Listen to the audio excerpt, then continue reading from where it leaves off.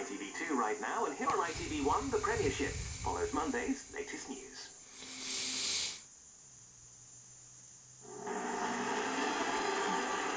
Time to go. Blair faces called to quit over tuition fees row. We are constantly being told that this is an issue of blackmail satin. We are told that these are issues going to the heart of his leadership. How the internet fueled the boom in child porn offences. Drivers fury as speeding fines go up to help crime victims. And fears tonight for the woman who vanished just yards from home.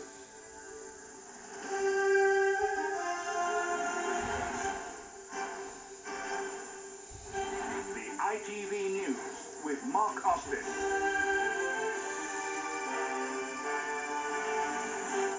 Good evening. The seething frustration among Tony Blair's backbenchers over his handling of the tuition fees row burst out into the open today. One of them was so angered by what the Prime Minister said yesterday about some backbenchers betraying the country that he's called on him to resign.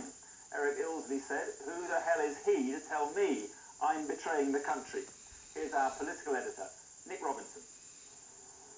Eric Ilsley is hardly a household name, except perhaps in his household in Barnsley. He's not the leader of a revolution against Tony Blair.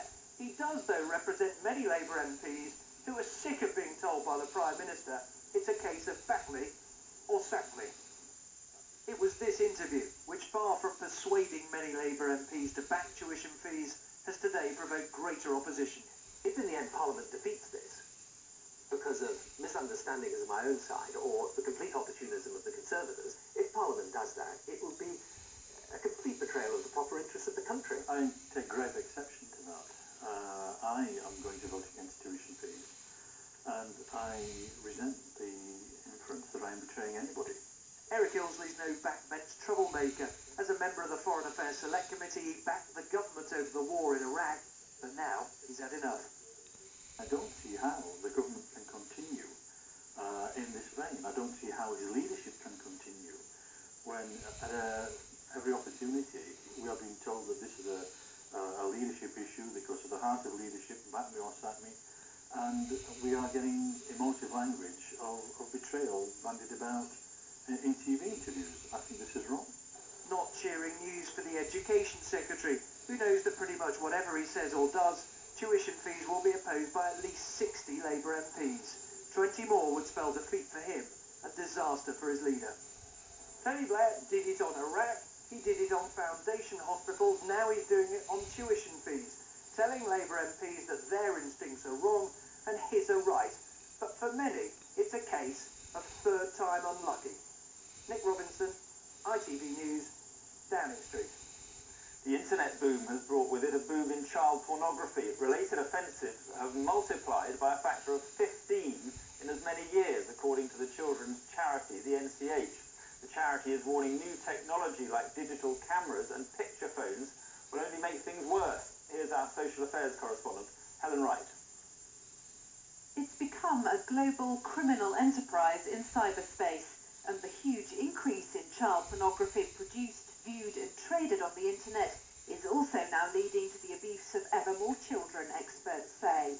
There are men in Russia, in America, in the Ukraine and several countries in Southeast Asia who are every week finding new children, abusing them in front of cameras, and then within days the images are up on the screens and out for sale. But it's not just criminal gangs. Today's report also claims individuals who view child porn in the virtual world are more likely to abuse in the real world. The link is clear to Minty Challis. She told me she was photographed then abused as a child. She now helps other victims. Every child I spoke to around me and that was photographed as a child had some form of sexual abuse. Paedophiles have always assumed cutting-edge technology can hide their activities, but police say they are now turning that technology against criminals. Within a year or so, I should be able to police the internet in the same way as I do Lambeth High Street. But there will be a police car, you will be in a chat room and a blue icon will come in that you can click on and ask for advice or directions. Someone who by their very presence will undermine the predator who's lurking in the chat room waiting to groom one of the children. But as technology advances, so criminals move to exploit it. And the fear now is that new internet-linked mobile phones will be used by paedophiles to take and instantly exchange images of child abuse, and that untraceable prepay mobiles will mean they can access and feed child porn sites with impunity. Helen Wright, ITV News. Drivers who break the speed limit will soon find themselves paying a £5 surcharge on top of their fines to help victims of other crimes like rape and assault. The Home Secretary David Blunkett is planning to use the money to top up the Criminal Injuries Compensation Scheme. But as John Ray reports, many drivers say they are once again the victims of a stealth tax. Smile. You've just been caught on camera. Well, actually, it's more a case of grinning and bearing it. The it being an extra £5 on top of the regular fine for speeding. The proceeds going to the victims of crime. Though tonight, these motorists felt like they'd been mugged. Well, I just heard, I think it's monstrous. I mean, the penalties, the fine should fit the crime. This is just another insidious tax which just goes on and on and on. I wouldn't be happy to pay that, and therefore I'm going to take care of how I drive. It's all part of a wide-ranging plan to boost the value of a scheme that compensates the victims of crime. All those convicted of offences will be forced to contribute. Speeding motorists don't think of themselves as criminals. I know that there's been a concentration on driving, but it's not just about driving, it's all offences. All offences are going to be a surcharge on. And the most important thing is, driving is about a course of dealing. If you get used to driving over the limit on a regular basis, one day it's going to go wrong for you. Not only wrong for you, but wrong for a victim. And somebody may die.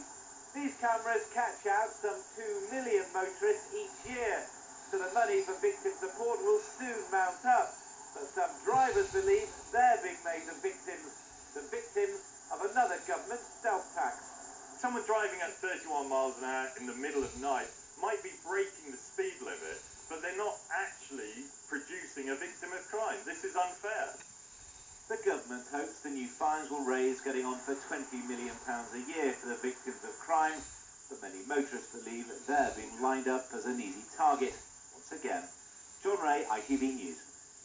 Detectives are planning to release a tape recording of a 999 call after a retired army officer was shot dead on his doorstep in a sleepy Hertfordshire village. Police believe the caller could be the killer of 83-year-old Lieutenant Colonel Riley Workman. They've already removed the phone box from a neighbouring village for tests. Something extraordinary is about to happen at your local supermarket if retail analysts are to be believed. Prices will come down this year as competition provokes an outbreak of store wars. As our business editor Caroline Kerr explains, it's all a result of the Safeway takeover by Morrison's. Your weekly shop may be about to get cheaper. Retail analysts claim the supermarkets are embarking on another price war, this one provoked by what's going on at Safeway. In the past, Safeway was seen as the soft underbelly of the supermarket sector. If Asda and Tesco's wanted to increase their market share, they came here to poach customers. But that's about to change. Morrison's are about to take Safeways over, and they're expected to cut prices aggressively to win customers back. The other supermarket giants will have no choice but to respond in kind. So now experts are predicting that overall prices will fall by 1% this year. It means if a family's weekly food bill comes to £100, they'll be just over £50 a year better off. So what items in your trolley will fall most sharply? Bananas are a supermarket bestseller,